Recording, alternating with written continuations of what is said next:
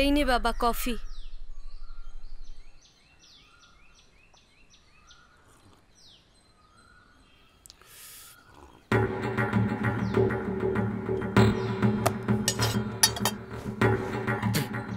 মিলন, মিলন।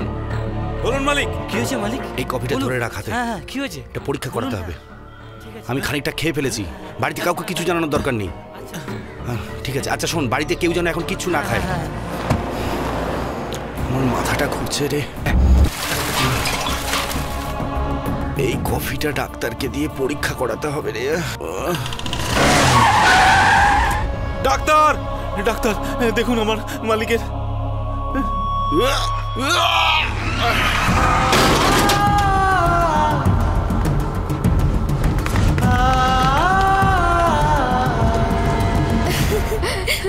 দাদা, বাবা, কি হলো এটা?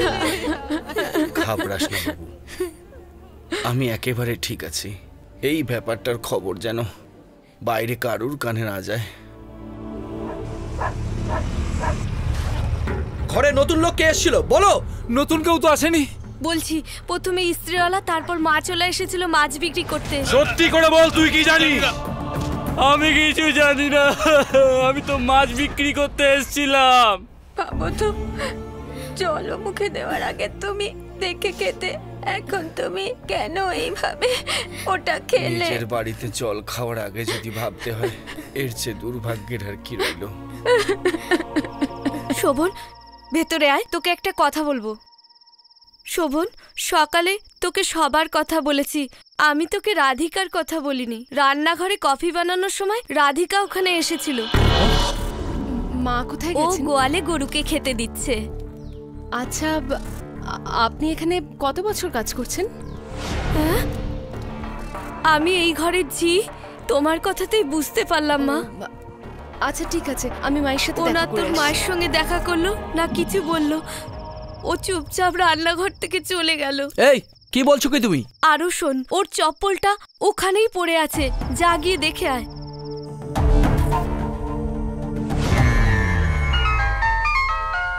ছোট মালিক, একটা খবর আছে। একটা মেয়ে ফোন করে জানিয়েছিল যে মালিক ট্রেনে করে যাচ্ছেন। সব দিকে নজর রাখবেন।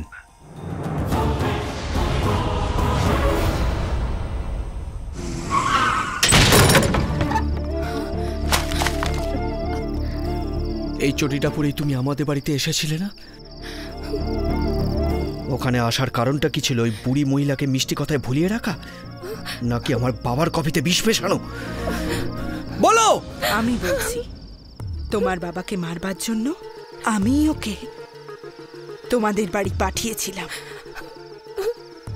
উনি মিথ্যে বলছেন তাই না? জবাব দাও, জবাব দাও। এই, তোর বাবাকে বিষ দেওয়াতে তোর এতটা রাগ হচ্ছে, আর আমার ছেলেকে মাঝ রাস্তায় তোর বাবা যখন জানে মেরেছিল সেদিন?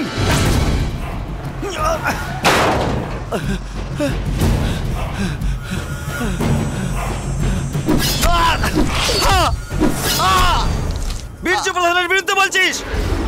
ওই দিনই আমি তোমার বাবাকে মেরে ফেলতে চেয়েছিলাম, কিন্তু ওর লোকবল আর টাকার জন্য আমি ওর কাছে পৌঁছতে পারিনি। এর মধ্যে একদিন আমি তোমাকে আমার মেয়ের সাথে কথা বলতে দেখেছিলাম, আর ওই দিনই আমি সিদ্ধান্ত নিয়েছিলাম যদি প্রতিশোধ নিতে হয় তাহলে এটাই একমাত্র রাস্তা। ও আমার মেয়ে, তাই ওর হাতে বিষ দিয়েছিলাম। যদিও আমার ছেলে হতো তাহলে তলোয়ার দিতাম আমি। ওর বাবা স্মৃতি ভেবে যাতে কষ্ট না পায়, সেই জন্য 11 বছর আমার একমাত্র মেয়েকে আগলে রেখেছি। আমি এটা জানি না যে আমার বাবা তোমার বাবাকে মেরেছিল কিনা, কিন্তু আমার বাবাকে মারার জন্য তুমি আমার সাথে ভালোবাসার নাটক করলে। তুমি এটা করতে পারলে? আমাকে মেরে ফেললে না কেন?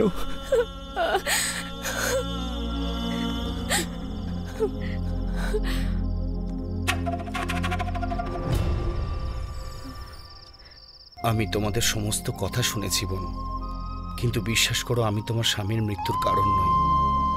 তোমার স্বামী স্বেচ্ছায় ইলেকশনে দাঁড়ায়নি। আমাদের গোষ্ঠীর ভোট যাতে আর না বাড়ে সেজন্য জনকল্যাণ পার্টি থেকে 10 লাখ টাকা নিয়ে ইলেকশনে দাঁড়াতে তোমার লজ্জা হলো না? দাদা, আমি টাকা আদৌ নিইনি। এই কথা ঘোরাবার চেষ্টা করবি না, চুপচাপ ইলেকশন থেকে নিজের নাম উঠিয়ে নে, নয়তো ধড় মুন্ডু আলাদা করে দেবো। মানিককে মেরে দাও, ও তো আমাদেরই লোক। তাহলে আমি জিতে যাব। দোষ তখন বীরজু প্রধানের ওপর আসবে। যাও। পুরো গ্রামের লোক বিশ্বাস করে যে আমি ওকে মারিনি, সে কথা তোমরা কেন বিশ্বাস করলে না? যখন আমি জানতে পেরেছিলাম যে আমার ছেলে তোমার মেয়েকে ভালোবাসে, তখন সেই মুহূর্তেই আমি এসে বলতে চাইছিলাম, কিন্তু ও বলল যে তুমি সব জানো। তাই ভেবেছিলাম যে তুমি সব সত্যিটুকু জানো। অন্যের কথা শুনে তুমি মেয়েটার মনটা বিষিয়ে রেখেছো আর লজ্জায় মাথা নিচু করতে বাধ্য করেছো। আগামী দিনে ওকে অন্যের বাড়িতে গিয়ে থাকতে হবে, এই চিন্তায় আমি এখানে ছুটে এসেছিলাম। কি ভুল করলাম?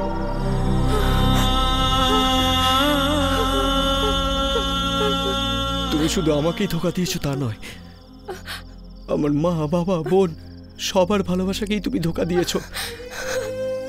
বেশ্যারাও মুখে থুতু দিয়ে দেবে যদি ওদের ভালোবাসার সঙ্গে মিথ্যে নাটক করতে বলা হয় তবে। মা, শুনলে মা? নিজে কানে শুনলে? ওরা কি বলে গেল? এখন আমি কি করবো?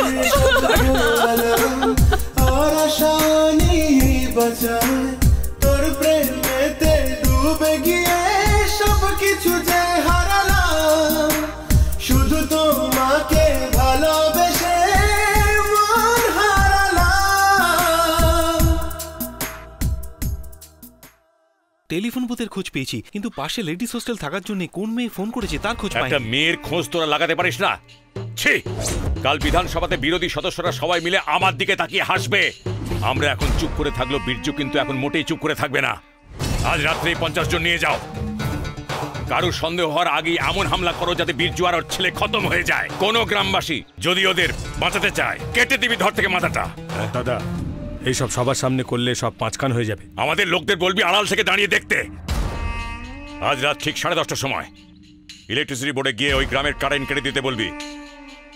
সেই মুহূর্তে কোনো পুলিশ স্টেশনে কোনো ফোন গেলে সেই ফোনটা ধরতে বারণ করে দিবি। আর ওই ড্রাইভার চলে যাচ্ছে কেন? বীরজু প্রধানের লোক নয় তো? ওই নিয়ে দেখো ওকে আর কে ওকে পাঠিয়েছে আর তার সাথে ওর কি সম্পর্ক, সব কিছু খবর নাও।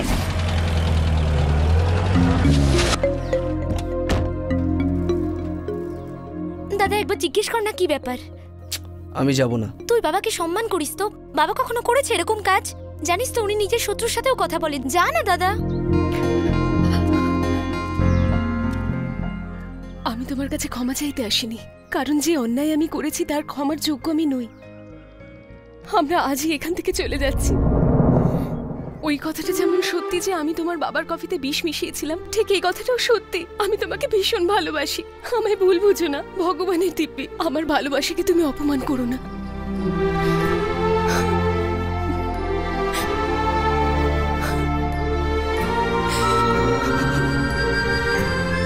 ভাই, তোমায় কিছু বলতে চাই। মেয়েটা যা কিছু করেছে ওর মার কথাই করেছে। আরে ক্ষমা যে করতে পারে সেই তো মানুষ। আর তুই? আমার বাড়ি, আমার মন্দির, আমার বাবা মা, আমার ভগবান। আমি কি করে ওকে ভালোবাসবো যে আমার বাবাকে মারতে চেয়েছিল? শোন, তোর সমস্যাটা বুঝি বলেই বলছি আমি। ও যখন এ বাড়িতে এসেছিল তোকে ভালোবেসে বিয়ে করবে বলেই তো এসেছিল, কাউকে মারার জন্য তো সে আসেনি। এখন তুই বল, তুই ওকে কোনোদিনও কি ভুলতে পারবি? না, কিন্তু তফাৎ এইটুকু, আমি যে রাধিকাকে ভালোবেসেছিলাম সেও নয়। দাঁড়া শ্রবণ, আমার একটা কথা রাখবি? রাধিকাকে বাড়িতে ফিরিয়ে আন। আমাকে যারা মারতে চায় তাদের মারার জন্য তুই তৈরি থাকিস, তাই না? ঠিক সেই রকম রাধিকা ওর বাবাকে ততটাই ভালোবাসত। বীরভূমি ভারতবর্ষে জন্ম নেওয়া প্রতিটা নারীর এই বীরত্ব থাকা উচিত। বন্ধুর জন্য বন্ধুত্ব, বীরের জন্য বীরত্ব, আর শত্রুর জন্য শত্রুতা থাকতে পারে, কিন্তু ভালোবাসাকে কখনো ঠকানো উচিত নয়। ওই দিন একটা মুরগিকে মারার কথা শুনে অত কান্না যে মেয়ে কেঁদে ফেলতে পারে, ওই রূপটাই ওর আসল পরিচয়। প্রথমে মেয়েটাকে আমিও পছন্দ করতাম না, কিন্তু যেদিন সবকিছু ছেড়েও আমার পরিবারে এলো, তখন ওর ভালোবাসাকে আমি সম্মান জানিয়েছি। বাকি জীবন এখন সুখী রাখার দায়িত্ব আমাদের। যা, ওকে ফিরিয়ে নিয়ে আয় বাবা, যা। তুমি এটা করতে পারলে? বেশ্যাও মুখে থুতু দিয়ে চলে যাবে যদি ওকে মিথ্যে ভালোবাসতে বলা হয়।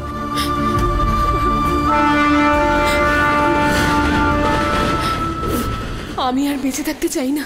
আর তাছাড়া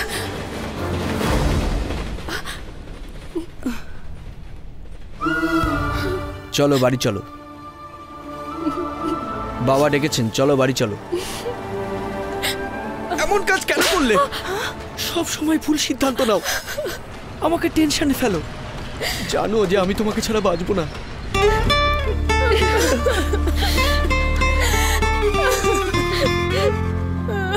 জরুরি কথা আছে, তাড়াতাড়ি আসুন মাঠে। একা একা কোথায় যাচ্ছে? এই একটু পাশে গ্রামেই। কাউকে তো সঙ্গে নিয়ে যা। কে আবার সঙ্গে যাবে? আমি একাই চলে যাব। না না মিলন, বলুন। দাদার সাথে যা। আচ্ছা মালিক। সঙ্গে 2-4টে অস্ত্র নিয়ে যা, লুকিয়ে রাখিস ওগুলো। ঠিক আছে। আমি খবর পেয়ে গেছি দাদা, এই ড্রাইভারকে যে পাঠিয়েছে সে পঞ্চায়েত প্রধানের একেবারে বড় ভাইয়ের মতন হয় দাদা। আবে সব গাধার দল, কোথায় গেল সেই ড্রাইভার? ও যেন আমাদের সব প্ল্যান ভেস্তে না দেয়। জলদি পাকড়ো শালাকে।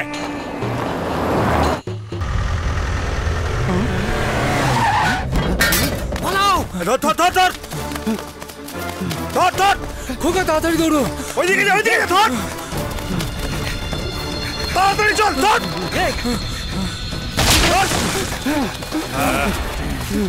অনেকদিন ধরে ধোকা দিচ্ছিলিস আমাদের, হ্যাঁ?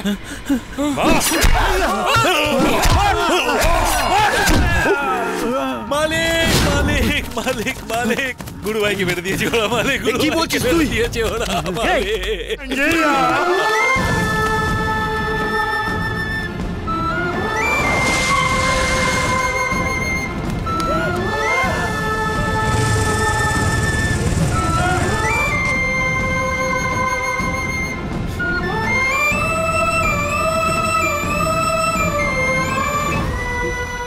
আমি হয়তো দুটো লোককে মারতে পারতাম, কিন্তু আমার যদি কিছু হয়ে যেত তবে এখানে আপনাকে খবর দেওয়ার কেউই থাকতো না। এই জন্য আমি কিছুই করতে পারিনি মালিক। ইলেকট্রিক লাইন কাটবে, ফোন করলে পুলিশ হেল্প করবে না, মন্ত্রিত্বের অহংকার, তাই না? দেখছি। আপনারা সবাই ফিরে যান, আর সেই সঙ্গে নিজেরা নিজেদের পরিবারকে সাবধানে রাখুন। আমাদের সবাইকে বাড়িতে পাঠিয়ে দিয়ে এই লড়াই কি আপনি একা লড়তে চান? আপনাকে এখানে একলা ছেড়ে সব নিজেদের ঘরে গিয়ে বসে থাকবো? এত বছর ধরে আমাদের সুখ সুবিধার ব্যবস্থা করবার জন্য আপনি কতই না সমস্যার মুখোমুখি দাঁড়িয়েছেন, তাই আজ আমরা আপনাকে ছেড়ে যাব না। আপনার গায়ে যদি একটা আঁচড়ও কাটতে চায় ওরা, তাহলে আমাদের লাশের ওপর দিয়ে যেতে হবে ওদের। একদম। পুলিশ আসছে তদন্ত করতে। আমরা সবাইকে কেটে রেখে দেবো, চলো।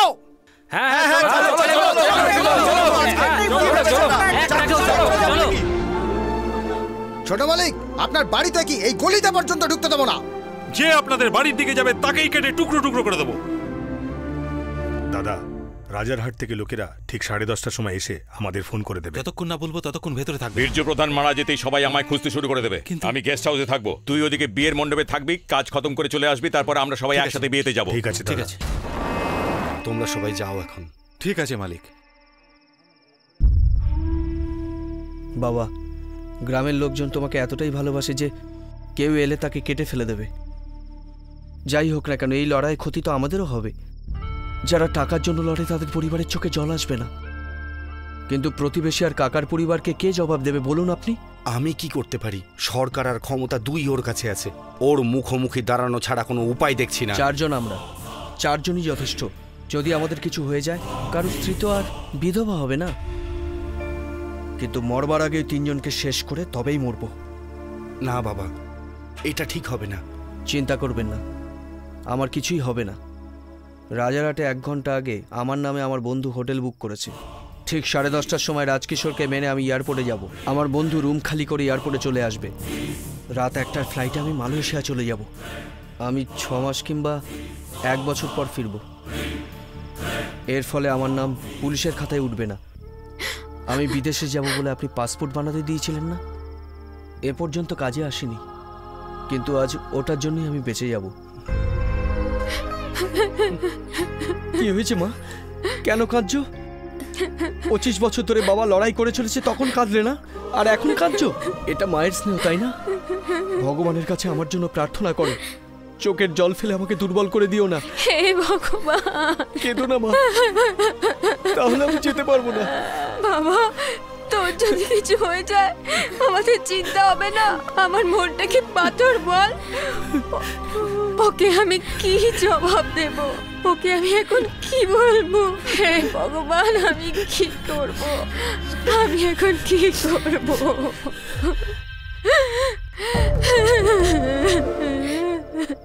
বলো, কি করা উচিত?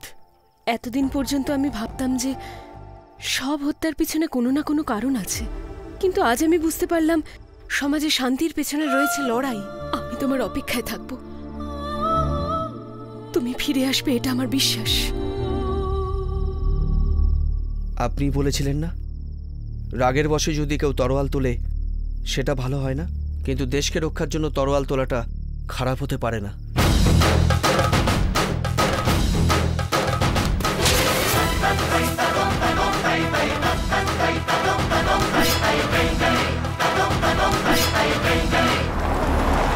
স্যার, আপনি ফিরে না যাওয়া পর্যন্ত ডিএসপি সাহেব আপনার সাথে আমায় থাকতে বলেছেন। কারেন্ট গেলেই ফায়ার ব্রিগেডে ফোন করে বলবে সারা গ্রামে আগুন লেগেছে। ফায়ার ব্রিগেড আসবার আগেই সমস্ত খড়ের গাদায় আগুন ধরিয়ে দেবে।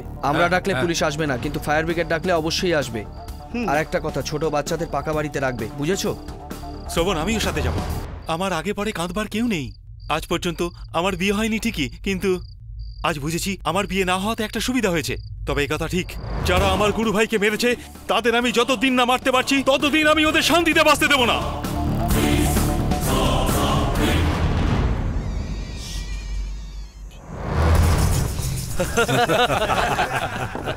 শ্রবণ, বাড়িতে কেউ নেই, সব বিয়ে বাড়িতে গেছে। আজ আমরা খুব মজা করব। যেমন প্ল্যান করেছিলাম, আমরা দুটো ভাগে ভাগ হয়ে যাব আর ওদের অন্যভাবে ব্যস্ত রাখবো। 10:30 তো বাজতে চললো, কিন্তু এখনো পর্যন্ত কোনো খবর এলো না। আরে এসে যাবে।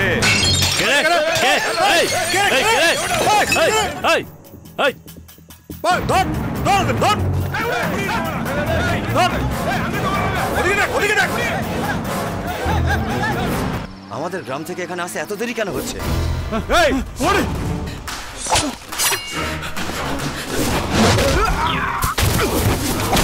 আমরা সবাই পুরোপুরি তৈরি।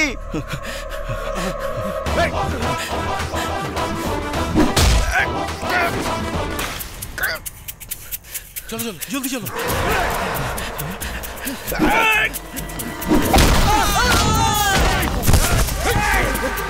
তুমি ওদিকে যাও, তুমি ওদিকে যাও, যাও। এই খা খা, বিয়ার খা। তুমি ওদিকে যাও।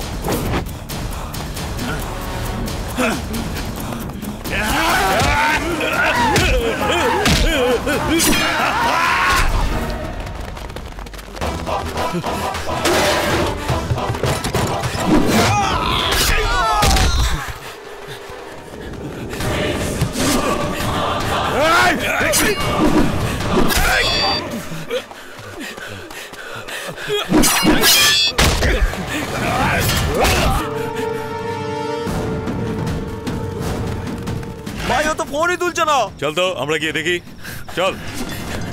বলবোনাটা বাগানের মধ্যে রয়েছে।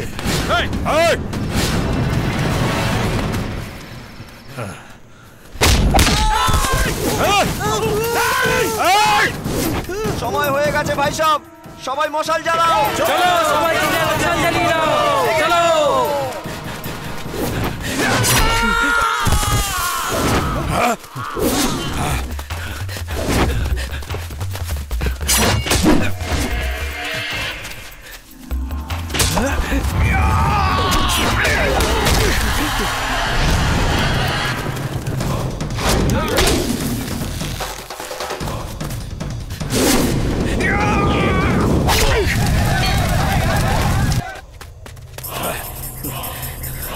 কোথায় পালাচ্ছিস?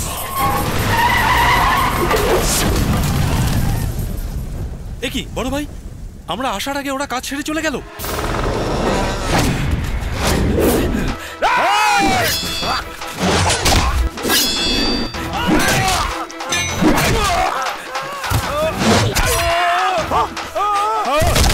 আমাকে বেরো না, আমাকে বেরো না। চিৎকার করিস না, এখনো তোকে পুরো কাটেনি, ওর থেকে শুধু চামড়াটাই কেটেছে। আমার কথা যদি শুনিস তাহলে তোকে ছেড়ে দেবো, হাসপাতালেও নিয়ে যাবো, আর যদি না শুনিস তাহলে তোকে কেটে মাটিতে গর্ত করে এখানেই পুঁতে দিয়ে যাব। কথাটা মাথায় ঢুকলো? আমি যা বলছি সেটাই কর। বীরজুকে আমরা বড় ঠাকুরের থানে এনে আটকে রেখেছি দাদা। কি বলছিস তুই? তাড়াতাড়ি চলে এসো দাদা। দাদা, আপনি ওখানে যাবেন না। আমি ওকে নিজের হাতে মারতে চাই। আপনি ওখানে গেলে পুলিশ আপনাকে এক্ষুনি অ্যারেস্ট করে নিতে পারে। তুমি এক কাজ করো, তুমি অন্য একটা গাড়ি নিয়ে চলে এসো। তোমরা ওদিকে যাও, তোমরা ওদিকে যাও। দাদা চাবি? হ্যাঁ, তুমি এখানেই থাকো। ঠিক আছে।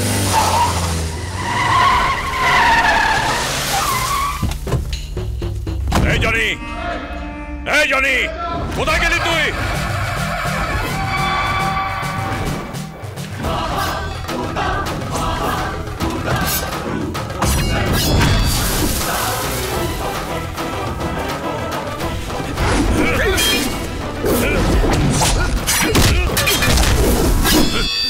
চল ওঠ। আয় আয় আয় আয়।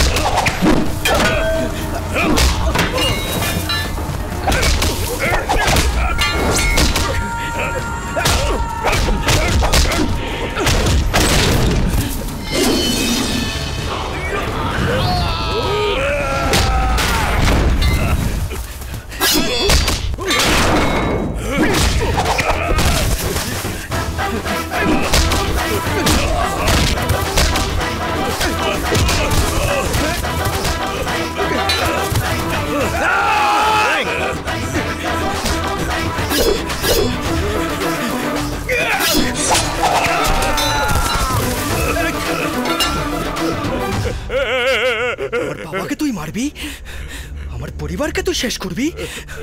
সালা মন্ত্রী হয়ে দুটো পয়সার গরমে তোর যা মনে হবে তুই তাই করবি? এই শয়তানেরা যদি এক হয়ে ভালো মানুষদের শেষ করে দেয় তাহলে মন্দির আছে কি করতে, ভগবান আছে কি করতে? আমার গ্রাম তোর চাই, আমার পরিবার তোর চাই, আমার বাবাকে তোর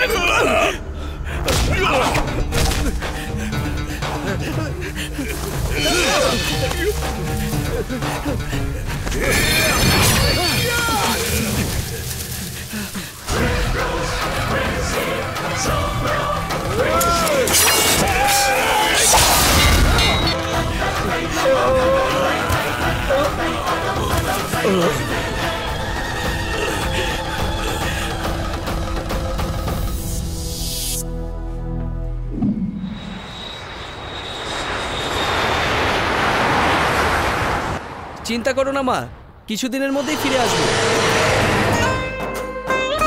আরে শোনো সবাই, শ্রবণ ফিরে এসেছে, বাজি ফাটাও, ফাটাও বাজি।